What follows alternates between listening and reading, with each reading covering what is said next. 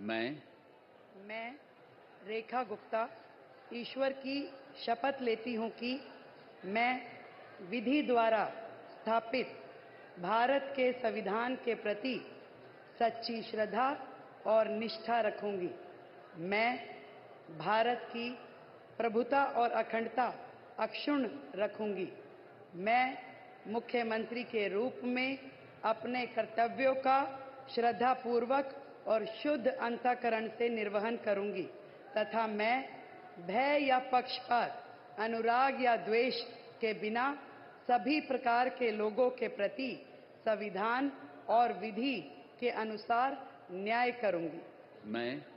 मैं रेखा गुप्ता ईश्वर की शपथ लेती हूं कि जो विषय मुख्यमंत्री के रूप में मेरे विचार के लिए लाया जाएगा अथवा मुझे ज्ञात होगा, उसे किसी व्यक्ति या व्यक्तियों को तब के सिवाय जबकि ऐसे मुख्यमंत्री के रूप में अपने कर्तव्यों के सम्यक निर्वहन के लिए ऐसा करना अपेक्षित हो, मैं प्रत्यक्ष या अप्रत्यक्ष रूप से संसूचित या प्रकट नहीं करूंगी।